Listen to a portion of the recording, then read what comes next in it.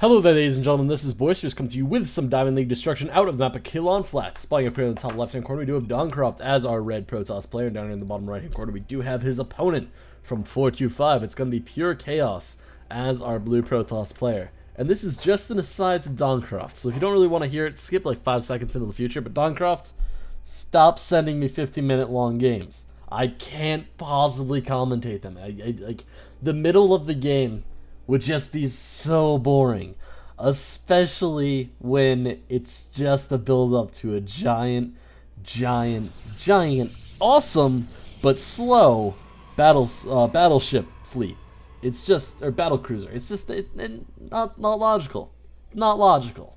I don't have the jokes anymore. I've already told all my jokes. I'm like 200 videos in. I don't have any left. Like, my best joke that I haven't told right now is a chicken cross the road one, and I'm not stepping down to that level. I'm not doing it. So yeah, stop sending me 50-minute videos. So anyway, guys, we are going to have a PvP on Kilon Flats, which is going to be interesting. I mean, I'm hoping to see some level of cheese. It's not going to happen, but you know, a man can dream, a man can hope, a man can wish. Especially at this point after everything that's happened so far. I mean, both players are going for amazingly standard things. We have a fairly fast, a fairly not slow gateway out of both players. PureChaos is going just a little bit faster than Doncroft, but I think Doncroft saved up one more probe in the process. I think that the only reason that man, maybe Doncroft just isn't as good at macro as PureChaos, because Doncroft should be, I guess, yeah, he is the appropriate number of pros ahead at this point. We are probably going to see that chrono boost come down for PureChaos at any point, but I'm not sure if it's quite going to catch him up to Doncroft. It might. It looks like Doncroft actually temporarily cut probes for a second there. An interesting choice in this sort of game, but a choice he made nonetheless. We do have a Cybernetics core now on the way for PureChaos, so PureChaos now kind of stepping up to a comfortable lead as far as tech goes. Again, I mean, it's a lead of inches, but, you know, a lead is a lead is a lead. It can really mean a lot when it actually comes down to it, and it comes down to the line. If you're really a timing space player, which honestly I don't know if PureChaos is, getting just seconds ahead of your opponent can mean so much. It looks like PureChaos is just going to be camping out this Vespine Geyser a little bit. Seems quite confused as to why Doncroft has not taken an assimilator on it yet. And Doncroft's just going to answer that by prodding his probe off of it. What a classy man. Alright, so anyway, this probe is going to be able to continue his scouting efforts, and honestly, I mean, I kind of understand why he hasn't gotten the second geyser yet, but I mean, usually you'll see that second geyser come out basically at any point around the Cybernetics core finishing up. I mean, that's a very late second geyser from Doncroft, whereas PureChaos is going for the much more usual PvP build of late, which is to get both of the geysers and then only put 2 workers in each. So you're not quite flooding yourself with gas you don't need, but it's still nice. You know, you still have those geysers just in case you're like, well, shit, maybe I do need this gas, and then you can just drop two workers into both of them. If, like, say you're holding off a 4-gate. And you're really worried about people breaking up your ramp, you can drop another 2 gateways and then drop out some sentries very fast, so you can kind of force field off the ramp until you actually have the amount of units to fight off your opponent. And that's a fairly big thing to be able to pull off.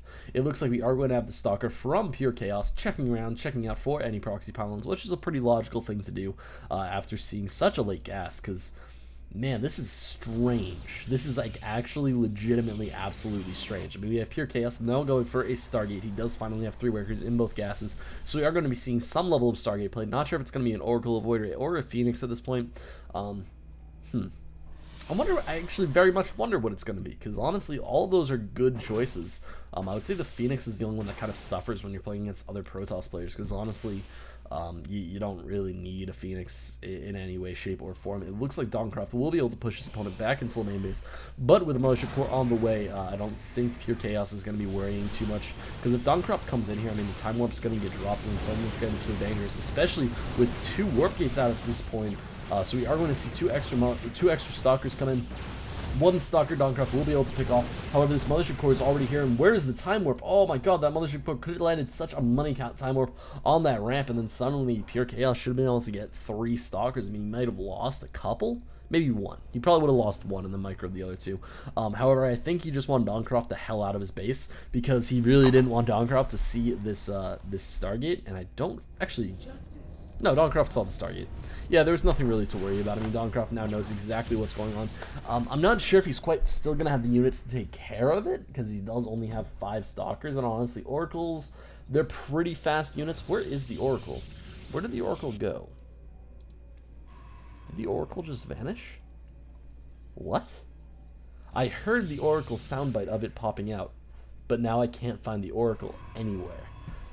Did he cancel that first Oracle and I just went crazy for a second there? You know, I'm not even going to worry about it. The first Oracle is out on the field at this point. It is going to be moving right across the map. Is he going to be able to pull this off? He really shouldn't be going for the natural. When you have an Oracle like this early in the game, you should probably always just try to slip through into the main base, because honestly, the opponent's defense is going to be at the natural, and there's far less probes at the natural. And here we have the Oracle picking off as many probes as possible. He does manage to kill 3 off in the natural, and he should be able to kill off a fair number more in the main base, depending on if he decides to sacrifice or not. It looks like he will not be sacrificing it. He'll be flying it to the corner and just kind of hiding it there and hoping that at some point Doncroft is going to get either lazy or, you know, just forget about the Oracle in general, and then that Oracle will be able to come out and do a lot more damage to the probe line of our red Protoss player. So now we have PureChaos finally finishing up his Nexus, so he is going to be at a pretty economic disadvantage from Doncroft at this point. I mean, Doncroft did have, you know, the slower gas, but he went for a much more gas conservative build. I mean, he went for pure sentries, he went for pure stalkers with a couple of zealots thrown in just so he didn't really cash out too much. And now he's going for an immortal build, which is basically the safest you can go. I mean, PureChaos went for a very, very high gas setup where you went for an Oracle first, which is probably one of the most expensive gas units you can decide to get early game as a Protoss player. I mean, unless you go like even DT Rush isn't that much gas compared to like just straight Oracle production. But it looks like he will be transferring over to Void Ray production, which is still going to be a little bit iffy because there are a lot of Stalkers from Doncroft's side here. And Doncroft has a scary army currently. I mean, I'm not sure if PureChaos actually has the units down on the ground to hold this off. Maybe if he gets good force fields, but those force fields are not yet coming. We do have this Void Ray managing to pop its beams and does clean up quite a bit here, but oh my god, PureChaos' army is just not significant. I think... Is Doncroft just... Nah, Doncroft won't be able to break through a Photon Overcharge Nexus. However, as soon as this Photon Overcharge wears off, I mean, he's going to be in a pretty great position to just walk right up the ramp. Especially if he manages to get a second Immortal at some point. Where... Did he make a second Immortal? What? Why is this... Oh, okay, he got an Observer. I was really wondering why that was chrono boosted if he wasn't getting a second Immortal. However, it was just for an Observer. He should really be thinking about getting a second Immortal at this point, because that second Immortal would basically just win him the game. Because one Immortal is pretty good. Actually, you're in a bit of a strange situation because there's a lot of Zealots on the field right now, so I guess the Immortal wouldn't be great, but he should be getting something that can deal more effectively with this army from PureChaos, because honestly, a straight Stalker Ball, although it does a decent amount of damage, is not amazingly frightening. It looks like he will be mixing in a fair amount of Zealots into this army, so he will be able to take on this head-on engagement. However, with 2 Void Rays up now without good target fire, however, it looks like the Void Rays are going to make his job super easy. The Void Ray is just sitting in melee range, like right above the Zealots. That was an interesting plan. I mean, the Void Ray should have been at least backing off to the corner so that literally the entire Stalker Ball can shoot at them. They do have a pretty good range. I mean, they don't need to be right up there. However, that puts PureChaos in a pretty bad situation because he now has to fight against this giant Stalker Ball with literally nothing but Zealots, basically. And honestly, these Stalkers should be able to just rip him apart. I mean, he does have a slight food advantage over Doncroft, but Doncroft's perfectly okay with that because Doncroft is just going to be swinging the hammer over and over again at this point. And honestly, PureChaos' army is just not impressive. I mean, there's Stalkers here, but you know, it's nothing special. He's gonna be able to hold on for a little while, but I mean, that little while isn't gonna matter a whole ton. Oh man, Doncroft almost let that Void Ray get away. That was almost silly. And honestly, I just realized the only reason that PureChaos is even doing like okay in this game, and it's because Doncroft got his worker line like completely cut off here. He lost a lot of supply when that Oracle came back out of that corner and managed to kill off a few more workers. Like, you were just looking at the worker kill count, he managed to get 6 more workers, which is a little bit frightening. it looks like we are going to have Doncroft coming back up this ramp, and the army from PureChaos is basically completely disintegrated at this point. I mean, there's a couple of sentries basically. I think a couple of sentries, 2 stalkers, and a zealot, which is not a frightening army. And honestly, PureChaos at this point, he's down to pulling probes. He does not have a lot of choices. It looks like another Boisterous will be falling down at this point. Yep, there we go. And honestly, this is kind of the point in the game where Doncroft could just start 1Aing, especially with force fields like that, because those force fields were way more advantageous for Doncroft than they were for PureChaos. So Doncroft should really just build up as much of a stalker ball as possible and then just 1A into his opponent's base. We are going to see the Immortal get sniped off very, very easily there. Not too much of a surprise, and honestly, this army is going to be pulling back as well as it can. Or, well, I guess, I don't know why Doncroft's deciding to, you know, kind of pull back and fire on the run, because he is very clearly in the lead of this game. I mean, really, he could just take this fight. And literally, there's just the probe losses from PureChaos would be enough for Doncroft to be able to win this game. I mean, PureChaos lost his entire natural mineral line, which does not leave him with a lot to work with. And at this point, I mean, the entire army is going to be completely done. The bank is still okay, but it's not going to be good enough to last more than another round or 2 of weapons. And honestly, with all of this getting cleaned up,